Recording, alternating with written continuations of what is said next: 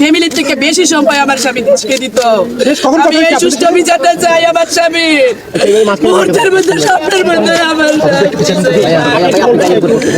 এদিকে মঙ্গলবার সকালে জঙ্গল সলিমপুরে সন্ত্রাসী হামলার শিকার হয়ে নিহত র‍্যাব ৭-এর উপসহকারী পরিচালক মোতালেব হোসেন ভূঁইয়ার মরদেহ ময়না তদন্তের জন্য চট্টগ্রাম মেডিকেল কলেজ হাসপাতালে নেওয়া হয়। এছাড়া সম্মিলিত সামরিক হাসপাতালে চিকিৎসাধীন আহত ৩ জনের অবস্থা গুরুতর বলছেন র‍্যাব কর্মকর্তারা।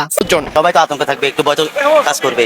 আমরা চাই সুখ এবং নিরাপত্তা থাকার জন্য। কখনোই আমরা মানতে পারতেছি না এবং এটার জন্য আমাদের কর্তৃপক্ষ যথাযথ ব্যবস্থা আল্লাহ চেয়ে আমরা নিব। বিভিন্ন আইনশৃঙ্খলা বাহিনী, প্লাস সেনাবাহিনী এবং অন্যান্য যারা আইনশৃঙ্খলা রক্ষায় নিয়োজিত রয়েছেন সকলের সমন্বয়ে অতি দ্রুতই যৌথ অভিযান করার বিশেষ পরিকল্পনা রয়েছে এবং এই ঘটনায় গতকালকের যে দুঃখজনক ঘটনা ঘটেছে সেই ঘটনায় যারা জড়িত এদের গ্রেপ্তারের জন্য অভিযান অব্যাহত থাকবে।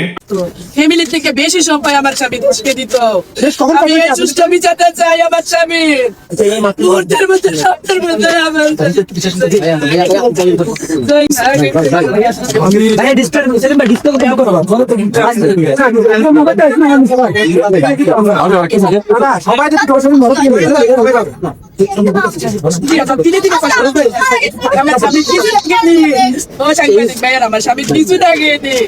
এত কষ্ট দিয়েছে সে দেশ ছিল প্রেমিক ছিল রে। ও ভাই ওদেরকে লেখাপড়ার জন্য ঠিক আছে একটা ভালো একটা পদক্ষেপ নিয়ে ভালো একটা পজিশনে পৌঁছাই দিবে। আমার আন্টির পৃথিবীতে কেউই নেই। আমার আঙ্কেল ছিল, ওই ফ্যামিলি পালতো। এছাড়া ঠিক আছে যে সন্ত্রাসীরা মারছে আমরা ওদের ফাঁসি চাই। কি কিছু বলছেন আপনাদের কাছে এতটুকু আমাদের দাবি।